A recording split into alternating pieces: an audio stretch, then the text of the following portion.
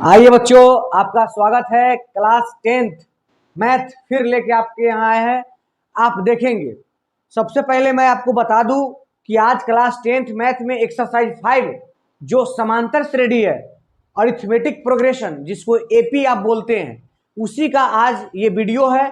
सबसे पहले जान लीजिए कि ये समांतर श्रेणी अरिथमेटिक प्रोग्रेशन का इंट्रोडक्शन वीडियो है, यानी फर्स्ट वीडियो है। वीडियो का ये पहला वीडियो है और ये इंट्रोडक्शन पार्ट है, अर्थात आप इस वीडियो को देखने के बाद दूसरा वीडियो देखेंगे। ठीक है, कोई भी वीडियो देखना है तो प्लेलिस्ट पे जाके सीरियल वाइज नंबर वाइज देखें। ठीक है, तो चलिए आते हैं, आपको बताते हैं कि क्लास 10th में जो एपी पढ़ना है, एपी अरिथमेटिक प्रोग्रेशन, इसमें क्या पढ़ना है और इसका बहुत बेहतर कंसेप्ट आपको अभी हम देने जा रहे हैं। अगर आप इस वीडियो को पूरा देख लेते हैं तो एपी का पूरा बेसिक बात अभी आप सीख जाएंगे। ठीक है, तो चलिए देखिए, स्टार्ट करते हैं। सबसे पहले स्टार्ट करते हैं जिसका नाम है अरिथमेटिक प्रोग्रेशन। इसका नाम है एपी और पूरा नाम है अरिथमेटिक प्रोग्रेशन। अरिथमेटिक प्रोग्रेशन समांतर श्रेणी। बात करते हैं समांतर श्रेणी। आप श्रेणी बोलिए, श्रेणी बोलिए, बात एक ही है। श्रेणी श्रेणी बात एक ही है, श्रेणी या श्रेणी। सबसे पहले मैं आपको समझाऊं कि कोई भी नंबर का एक पैटर्न लिखा हुआ है। गौर कीजिएगा जो बोल रहे हैं, कोई भी नंबर का एक पैटर्न लिखा हुआ है। आप देखेंगे एग्जांपल के थ्रू समझेंगे। 1 3 5 7 डॉट डॉट डॉट। दूसरा एग्जांपल आप देखेंगे 2 4 8 16 32 डॉट डॉट डॉट। अब देखिए 3 3 और मान लीजिए 7 11 15 डॉट डॉट डॉट, इस टाइप से लिखा हुआ है। हम आपको अभी सिखाने जा रहे हैं एपी का पूरा कंसेप्ट, इसलिए पूरे ध्यान से आप समझेंगे, पूरा का पूरा आपको समझ आएगा। चलिए सबसे पहले मैं आपको श्रेणी समझाता हूं, प्रोग्रेशन।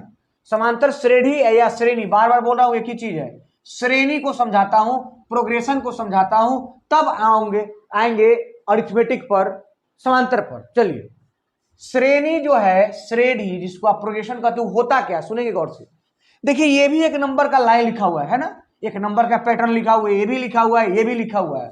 मतलब कहा जाता है कि आप कोई भी नंबर का पैटर्न लिख दीजिए, केवल उस नंबर के बारे में आप आगे बोल सकते हैं।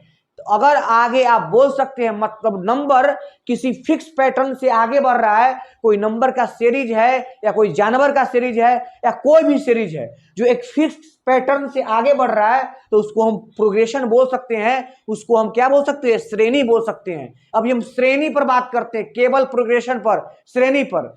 श्रेणी किसको कहेंगे, श्रेणी किसको कहेंगे, तो वैसा किसी भी को श्रेणी हम बोल सकते हैं जिसको आगे बढ़ने के लिए कुछ क्लू मिल जाए, मतलब ये पता चल जाए कि वो इस हिसाब से आगे बढ़ रहा है। बात को समझेंगे। जैसे देखिए यहां जो देखिए 1 और 3, आपको लग गया कि वो 2 बढ़ाया, फिर यहां भी 2 बढ़ाया, फिर यहां भी 2 बढ़ाया, अर्थात यहां भी 2 बढ़ाएगा तो 9 होगा। मतलब आपको ये जानकारी मिल गया कि ये सब जो नंबर का सीरीज है वो फिक्स पैटर्न से आगे बढ़ रहा है। इसका मतलब ये भी एक प्रोग्रेशन है, सीरीज है, ठीक है, श्रेणी है। अच्छा, इसको देखिए 2 से 4 हुआ, ये दुगुना कर दिया, फिर 4 से 8 हुआ, फिर दुगुना किया, 8 से 16 हुआ, फिर दुगुना किया, यानी हर अगला पैटर्न पिछला का दोगुना है। हर अगला पैटर्न पिछला का दोगुना है। इसका मतलब ये भी एक फिक्स पैटर्न से आगे बढ़ रहा है, मतलब ये भी एक प्रोग्रेशन है, ये भी एक श्रेणी है। बात को समझ रहे हैं, बात को गौर करेंगे, आपको ऐसा कंसेप्ट देंगे ना, फिर आपको कभी कभी तकलीफ ना होगा। चलिए इसको देखिए, 3 से 7 हुआ, सर 4 बढ़ गया, 7 से 11 हुआ, सर 4 बढ़ा, 11 से 15 हुआ, 4 बढ़ा, फिर अगला 4 बढ़ेगा। मतलब जो भी आप नंबर को देखें यहाँ पे, वो एक फिक्स पैटर्न से किसी में जोड़ के बढ़ रहा है, तो कोई गुना होके बढ़ रहा है, कोई भाग होके भी बढ़ेगा। माने अगर कोई पैटर्न पकड़ लिया जिससे वो आगे बढ़ रहा है, मतलब आप उसको श्रेणी बोल सकते हैं। क्या बोल सकते हैं, श्रेणी।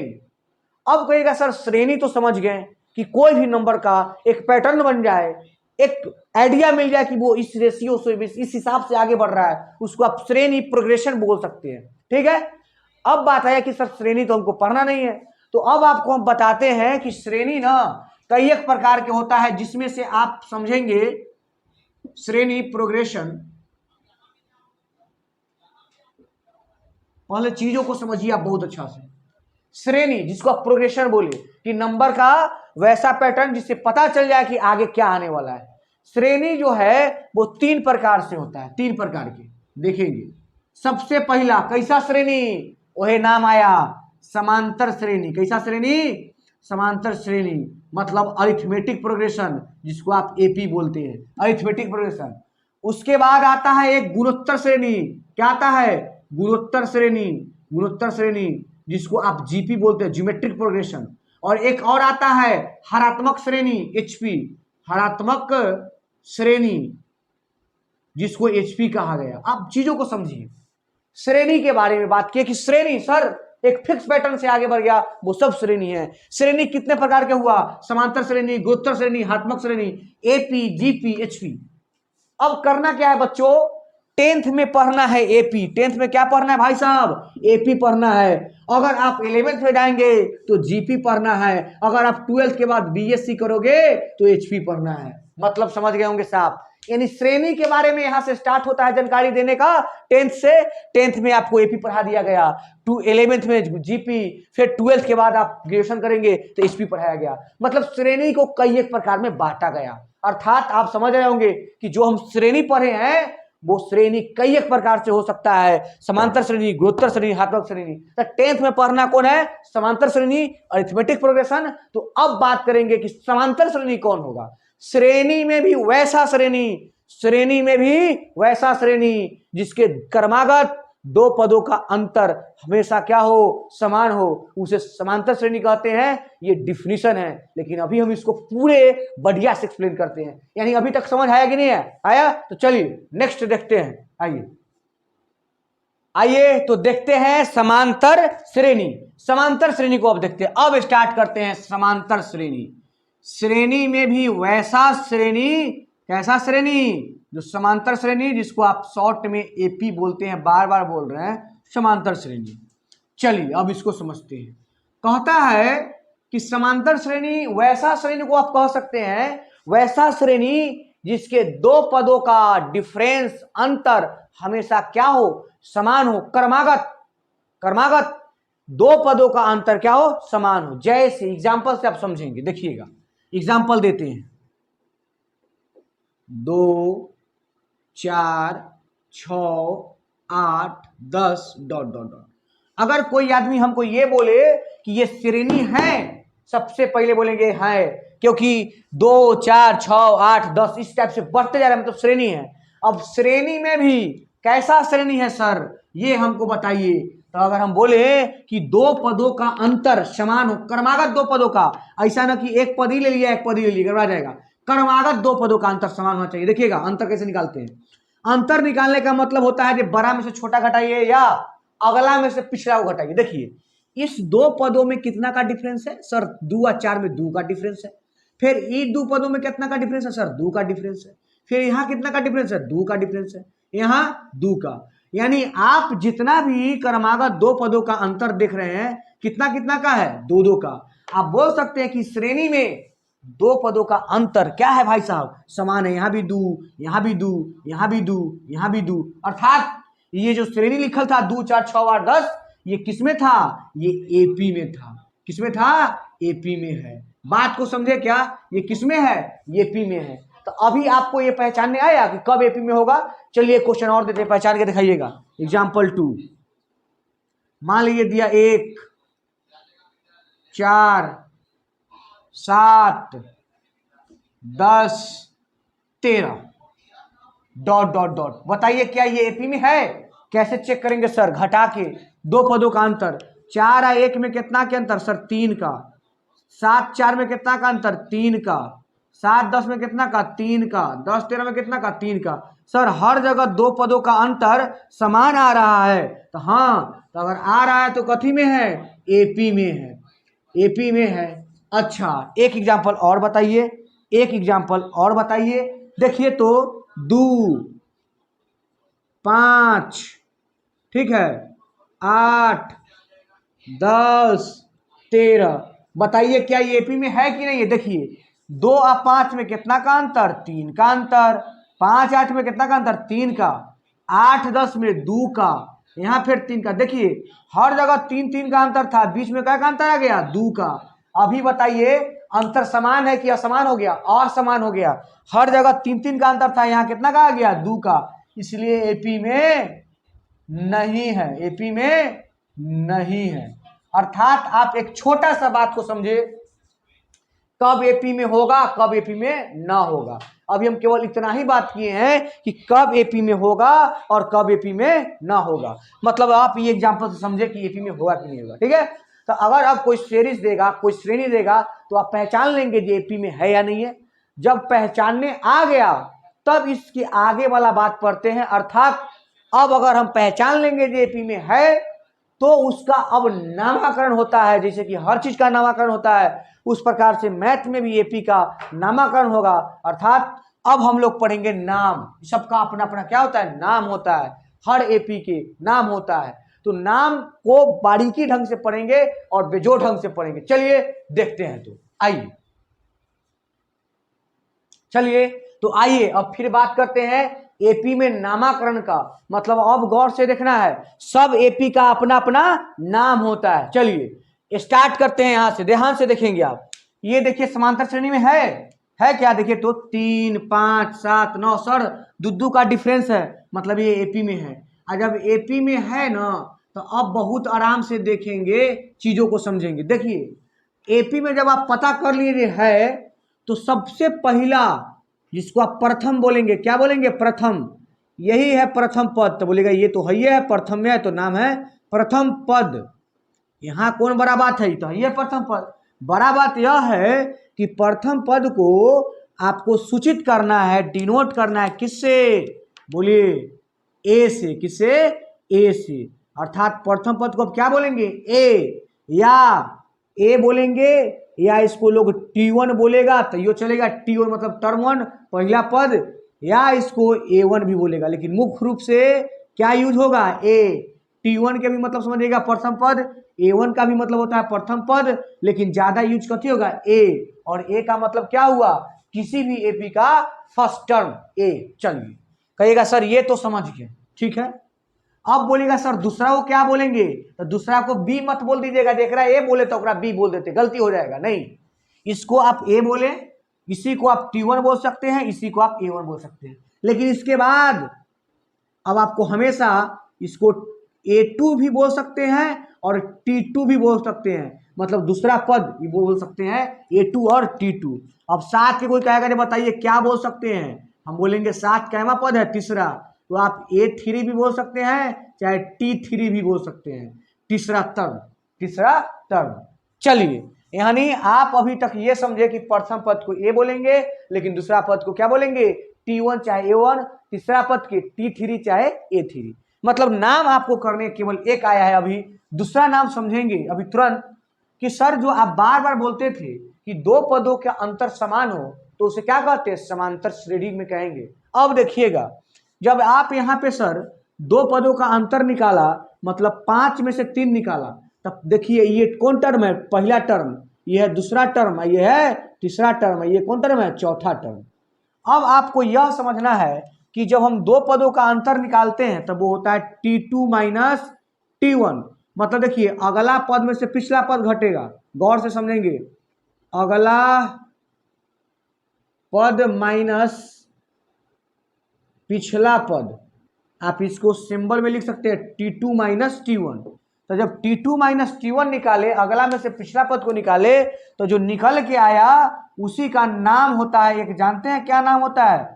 उसका नाम होता है समांतर श्रेणी। क्या नाम होता है? सॉरी, समांतर, सार्वंतर। क्या नाम होता है?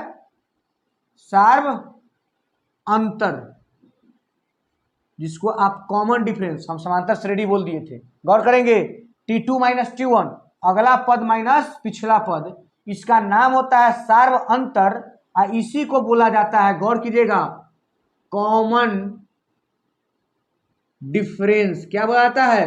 Common difference. इसको सूचित किया जाता है छोटका डी से। चलिए यहां पर थोड़ा सा गौर करेंगे।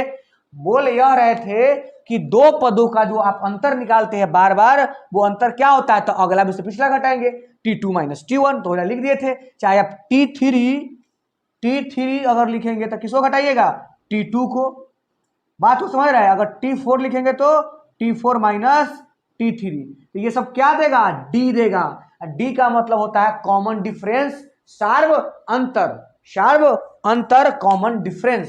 तो D निकालने आया, D मतलब एपी का जो है दो पदों का अंतर होता है ना, वही D होता है कॉमन डिफरेंस। A मतलब प्रथम पद। चलिए यहां तक समझ गए।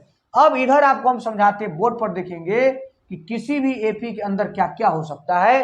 तो आप बोले सर ए के मतलब अभी आपको तुरंत पढ़ाया है प्रथम पद। क्या पढ़ा है, प्रथम पद मतलब फर्स्ट टर्म।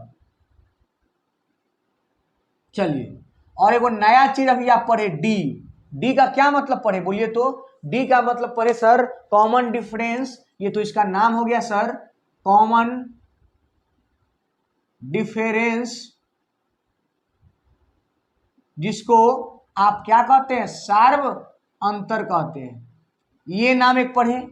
और ये कॉमन डिफरेंस निकलता कैसे है, तो इसके लिए फॉर्मूला दिए हैं कि हमेशा अगला में से पिछला को घटा लेना, अगला पद में से पिछला पद को क्या करना है, पिछला पद को घटा लेना है, तो क्या मिल जाएगा, डी। जिसको घेरेंगे समझिएगा, ये डी निकालने का फॉर्मूला हुआ।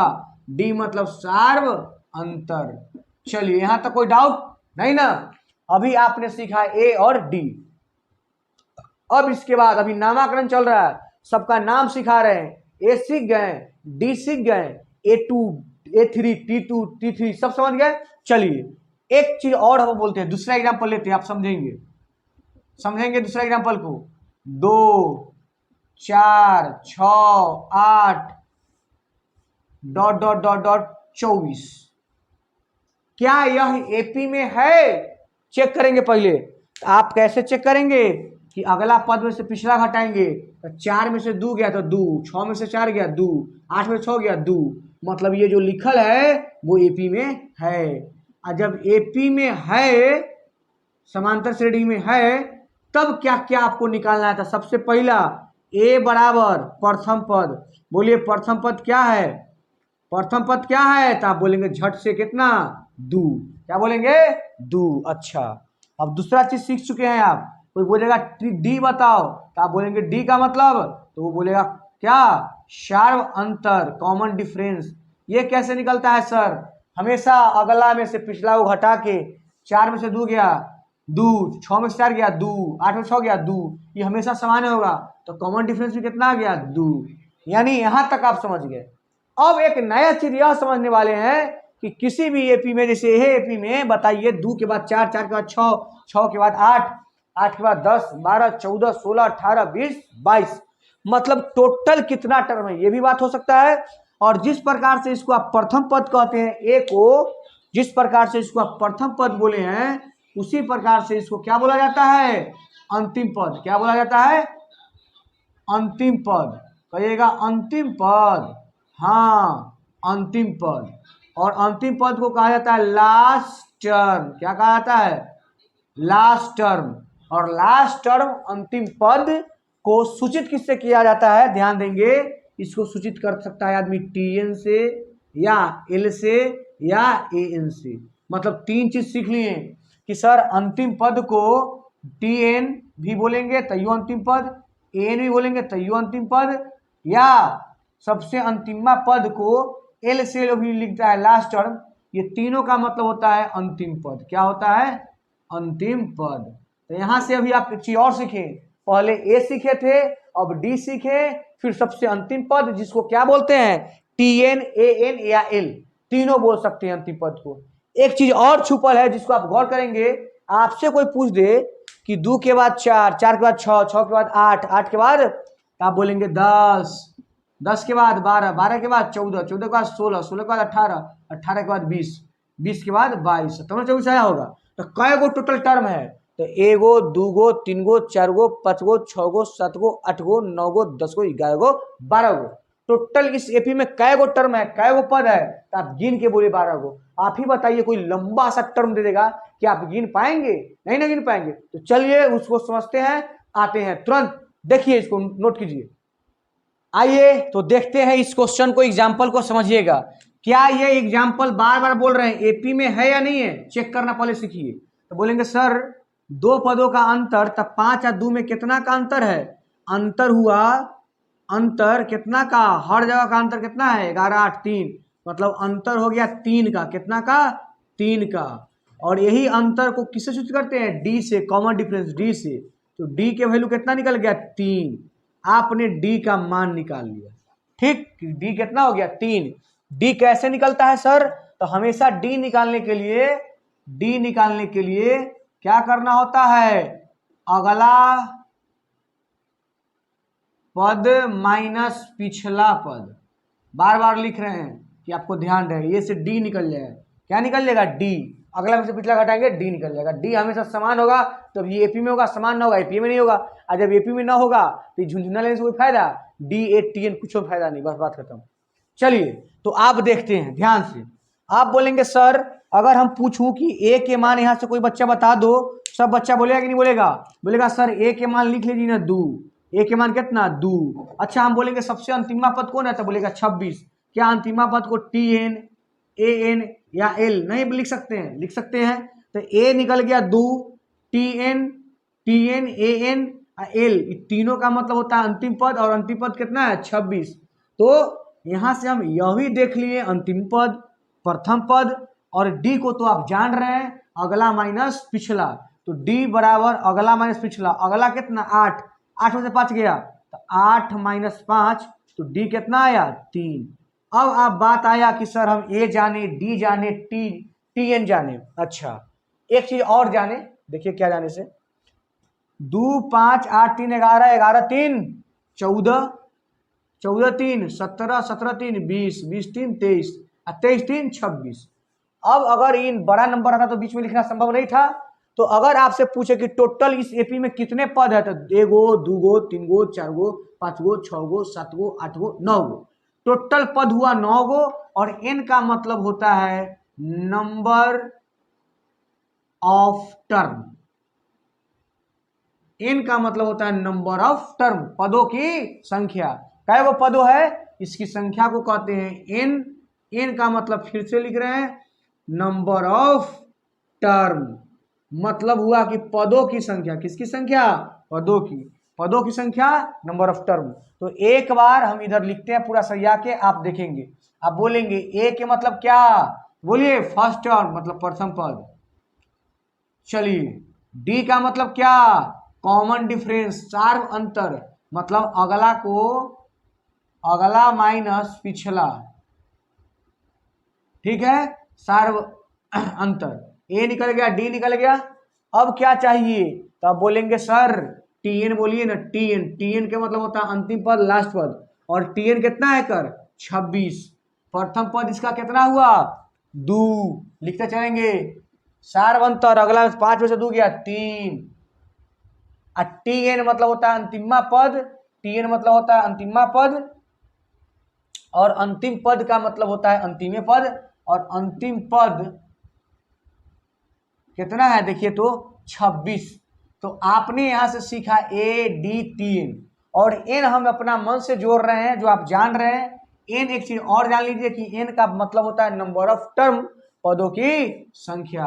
नंबर ऑफ टर्म, पदों की संख्या, पदों की संख्या, नंबर ऑफ टर्म। अब यहां से 4 चीज आया। क्या वो चीज आ गया? 4 चीज। एगो A D T N N. A मतलब बोलिए प्रथम पद, डी मतलब कॉमन डिफरेंस, दो पदों का अंतर, टी एन मतलब अंतिमा पद है, एन मतलब पदों की संख्या। एक एग्जाम्पल देते हैं, कितना बच्चा बताएगा कमेंट करके देखिएगा। तो एग्जाम्पल यह देते हैं कि टी एन माइनस 1 रिजल्ट क्या आएगा? रिजल्ट क्या आएगा? कमेंट सेक्शन में एकदम लिख के भेजिए। टी एन माइनस 1 बराबर व्हाट? एक एग्जाम्पल आपके लिए, ठीक है। अब यहां से बात करेंगे कुछ और। चलिए स्टार्ट करते हैं। चलिए तो आइए अब आगे बढ़ते हैं एपी में। आपने A D T N, N देख लिया था। बोलिए ए के मतलब प्रथम पद, एन के मतलब number of term, T N का मतलब अंतिमा पद, डी का मतलब दो पदों का अंतर, कॉमन डिफरेंस डी। चलिए अब आगे बढ़ते हैं। आगे क्या बढ़ेंगे सुनिएगा गौर से, एग्जाम्पल के साथ आगे बढ़ेंगे, ऐसे तो बढ़ेंगे नहीं। आप देखिए जैसे यहाँ लिखल है 3, 5, 7, 9 डॉट डॉट डॉट, मतलब 3 बजे बच्चा रखा, 5, 7, 9। गौर करेंगे 3, 5, 7, 9। अब क्या है कि ये एपी में है कि नहीं, तो आप बोलेंगे झट से कि एपी में है। अब अगर एपी में है तो आपसे पूछेंगे ए के मान बोलो, तुरंत बोलेगा 3। हम बोलेंगे डी के मान बोलो, तुरंत बोलेंगे 5 में से 3 गिलो 2। हम बोलेंगे टीएन बोलो, मतलब अंतिमा पद, बोलेगा नहीं है सर, अंतिमा पद है नहीं है। अच्छा अब आप यहाँ पे अब समझेंगे, प्रथम पद तो 3 हो गया, कोई कहेगा दूसरा पद तो बोलेंगे 5, कोई कहेगा तीसरा पद तो 7, चौथा पद तो 9, 3, 5, 7, 9। अगर कोई बच्चा के मन है कि सर इसके आगे वाला कोई पद हमको लिखने का मन है कि 9 के बाद क्या होने वाला है अगला पद, तो आप कैसे लिखेंगे वही सीखना है। देखिए कोई भी चीज के अगला पद लिखना हो ना तो कुछ नहीं करना है, जो कहते हैं वही करना है। करना क्या है कि कोई कहे एकरा से आगे, एकरा से आगे, हमरा एक से आगे लिखे के मन है, लिखिए ना। आपको कुछ नहीं करना है, जो अंतिम में है 9 में डी जोड़ देना है। बोलिए डी कितना है 2, तो 9 में 2 जोड़ दीजिए 11, फिर यहाँ डी जोड़ दीजिए तो 11 में कितना जोड़िएगा 2 तो 13, फिर डी जोड़िए तो 15। अब देखिए 7, 9, 11, 13, 15 इस टाइप से चल जाता है। मतलब अगला पद अगर आपको बताना है तो क्या ऐड करना होगा, डी, डी जोड़ दीजिए, अपने आप क्या होगा अगला पद बता देगा। अब बात है कि सर हम डी जोड़ जोड़ के अगला पद तो निकाल लेंगे, लेकिन अभी देखिए इसका ए है, डी है, और पदों की संख्या कितना हो गया, एगो, दूगो, 3 गो, 4 गो, 5 गो, 6 गो, 7 गो, मतलब टोटल 7 पद है, जहां से कि एन बराबर हुई कितना निकल गया 7। कितना निकल गया 7, एगो, दूगो, 3 गो, 4 गो, 5 गो, 6 गो, 7। और टीएन का मतलब होता है अंतिमा पद कितना है 15 है। यानी अब इस क्वेश्चन में आपने देखा ए भी निकला, डी भी निकला, एन भी निकला और टीएन भी निकला, चारों के चारों निकल गया। क्योंकि क्वेश्चन यहां सीमित था तो चारों के चारों निकला। अब हम बात करें कि सर अगर ये सीमित ना होगा तब, तो अब आप बात को गौर से समझेंगे कि अगर सीमित नहीं होगा, एपी 2 टाइप के होता है, आपको पता है एपी 2 टाइप के होता है। गौर करेंगे, एक फाइनाइट एपी, एगो इनफाइनाइट। फाइनाइट एपी एगो होता है इनफाइनाइट। फाइनाइट के मतलब रुक जाए, मतलब में सीधा सीधी अंतिमा पद हो। फाइनाइट है मतलब अंतिमा पद हो। जैसे ये लोग बोलिए ये फाइनाइट हुआ कि इनफाइनाइट, फाइनाइट 15 तक है फाइनाइट, लेकिन ये अगर डॉट डॉट लगा देगा तो क्या हो जाएगा इनफाइनाइट। तो एपी 2 प्रकार का हो गया, फाइनाइट, इनफाइनाइट। अब आते अपना जगह पर, ए पता, टी एन, डी एन सब पता। अब आप समझेंगे इसको बढ़िया से, जब ये चारों चीज पता है ना, चारे चीज के झंझट है, बच्चा हड़बड़ा रहता है, A D T N N, ये 4 चीज है, इस चारों चीज को बढ़िया से समझ लो, कहीं कोई परेशानी नहीं होगी। ए समझता है, डी समझता है, टी एन समझता है, एन ना समझता है तो समझो नंबर ऑफ टर्म, पदों की संख्या, ये भी समझ गया भाई। तो अब देखिए बिहार बोर्ड में चाहे कोई भी बोर्ड में करेगा क्या, यहाँ A D T N N है तो वो कोई 3 को देगा और एगो चौथा पूछेगा। क्वेश्चन के पैटर्न बताने लगे, कोई 3 को देगा चौथा पूछेगा, बस यही तो चलता है। 4 गो है ए डी टी एन, अभी 4 गो में से 3 गो देगा, एगो कोई पूछेगा, समझे। तो अब इससे हड़बड़ा नहीं है, सब होगा। अब बात है कि सर आपने जो निकाला 3, 5, 7, 9, 11, 11 में 13 जोड़ जोड़ के, अगर मान लीजिए आप 7500, 5000 कुछ भी होता, तो क्या जोड़ जोड़ के वहां पहुंचना संभव है, जोड़ जोड़ के नहीं।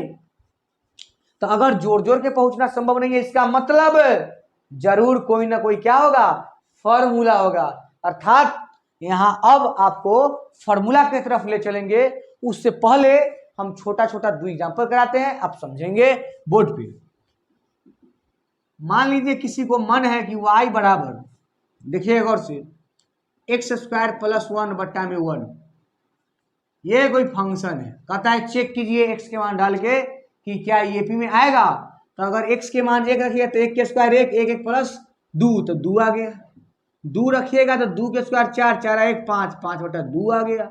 3 रखेगा 3 का स्क्वायर 9, 9 एक 10 बटा में 1, 10 बटा में कितना आ गया 1। देखिए x स्क्वायर प्लस 1 है ना, तो बटा में सबके 1 ही ना रहेगा, 1 का स्क्वायर 1, 2 बटा में 1, यहाँ भी 1 ही रहेगा। देखिए सबके बटा में 1 रहेगा तो 1 नहीं लिखते हैं, हटाइए, यानी 2 5 10 आया। बताइए क्या कि इसके हिसाब से जो आया 2, 5, 10, वो गौर से देखेंगे तो क्या ये एपी में है? सर एपी में तो नहीं है।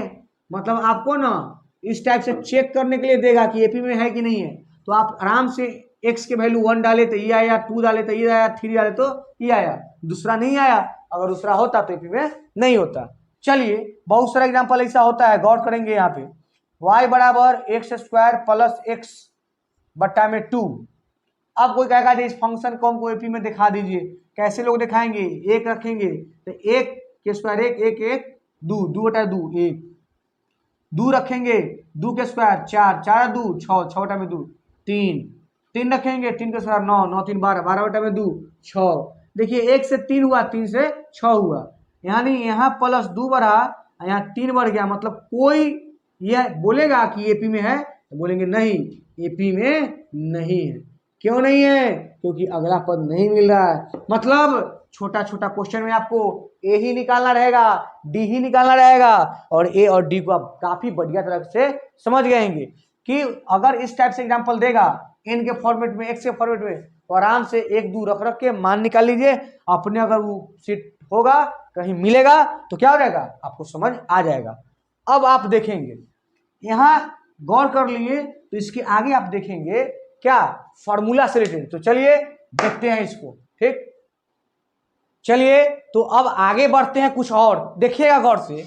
आप बोलेगा सर कि एपी में मुख्य रूप से आया 3 चीज अभी तक, ए आया, डी आया, टीएन आया, और क्या आया, एन आया। ये 4 चीज में से कोई 3 को आपको दे देगा और आपसे केवल एक बोलेगा कि फाइंड करो बताओ। बस यही तो चलता है चैप्टर में, और कुछ नहीं है, चला और कुछ नहीं है, ठीक है। तो चलिए अब हम आगे बढ़ते हैं और आपको बताते हैं कि जिस प्रकार से आपने देखा कि हर अगला पद कैसे लिखाएगा, डी जोड़ जोड़ के, डी जोड़ जोड़ के। अगर मान लीजिए एग्जांपल से आप समझेंगे, इधर एकदम ध्यान से समझिएगा, ध्यान से, पूरे ध्यान से। एक नहीं, 2 से स्टार्ट करते हैं, 2 3 5 8 11। अगर आपसे यह बोल दिया जाए कि इसका प्रथम पद ये एपी में है कि नहीं है, तो आप बोलेंगे है। जब एपी में है तो आपसे हम ये बोलते हैं कि इसका प्रथम पद 2, दूसरा पद 5, तीसरा पद 8, चौथा पद 11। कोई लड़का उठा कह दिया इसका 50वां पद बताओ, 50वां चाहे 10वां नहीं, 50वां नहीं, 500वां पद बताओ, 500वां पद बताएं। अब आप ही बताइए क्या यह संभव है कि 11 में फिर 3 जोड़े, तो फिर 3 जोड़ते जोड़ते अगर 500वां पद पूछा जाते जाते क्या हो जाएगा, बिहान नहीं हो जाएगा।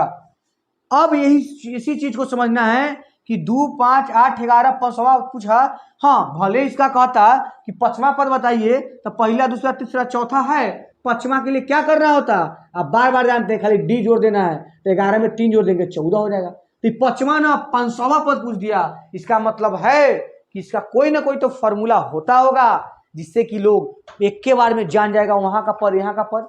तो अब स्टार्ट करते हैं कि यहाँ फॉर्मूला है कौन भाई। तो फॉर्मूला जो है वो है किसी भी एपी के इनवा पद यानी टीएन बराबर ए प्लस एन माइनस 1 इंटू में डी।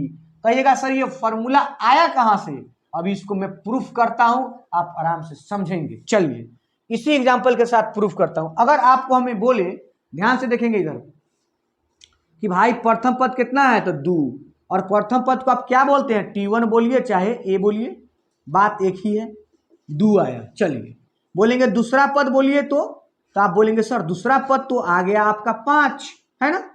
तीसरा पद बोलिए तो आप देखेंगे यहाँ गौर से, इधर जगह नहीं दिखाई दे रहा तो उधर चलिए, देखिए इधर हम फॉर्मूला प्रूफ कर देंगे इधर तुरंत। अभी आप केवल आराम से चीजों को समझिए। हम बोलेंगे इस एपी में प्रथम पद कितना है, 2, मतलब T1 कितना है, तो आप बोलेंगे 2। हम बोलेंगे T2, बोर्ड पर देख के बोलिए, T2 मतलब दूसरा पद कितना, 5, तीसरा पद बोलेंगे 8, चौथा पद तब बोलेंगे 11। अच्छा अब हम बोलते हैं अपना स्टाइल में, ये प्रथम पद 2 है तो इसको हम ए भी तो बोल सकते हैं, ए, चलिए ये भी ठीक है। अच्छा ये T2 है, दूसरा पद 5, तो इसको देखिए क्या बोलेंगे, यहां से अगर तुमको हम बोले कि डी बताओ तो आप डी 5 में से 2 गया कितना बता देंगे, 3। तो चलिए अगर आपसे दूसरा पद पूछे तो आप 5 बोले, ठीक है अच्छी बात है। इसको और तोड़ के लिखा जा सकता है, तो हाँ सर इसको हम ए प्लस डी बोल सकते हैं। क्या बोल सकते हैं, ए प्लस डी, ए है, इसको बोल सकते हैं ए प्लस डी। कहिएगा 5 को कैसे, तो देखिए ए के मतलब आप जानते हैं ना कितना, प्रथम पद, तो ए कितना है 2 है, और 2 में 3 जो लगे तो 5, तो 5 तो आइले है। अच्छा तीसरा पद को देखिए तो यहाँ ए है, ए में 2d है, डी में 2 से गुना किया, डी होता है 3, 3 गुना 6, 6, और ए कितना है 2, तो 6 2 8, ये भी सही है। अच्छा ये 11 को क्या लिख सकता है, तो 11 को लिख सकता है ए प्लस 3d, मान रखिए तो 3 3 9, 9 2 11। अब आप यहाँ पे गौर करेंगे और फॉर्मूला आएगा, देखेंगे गौर से, फॉर्मूला आएगा देखेंगे गौर से। प्रथम पद तो बोलेगा सर 2 है, ए है, बहुत अच्छा। दूसरा पद ठीक है सर ए प्लस डी है, बहुत अच्छा। तीसरा पद ए प्लस 2d है, चौथा पद ए प्लस 3d है।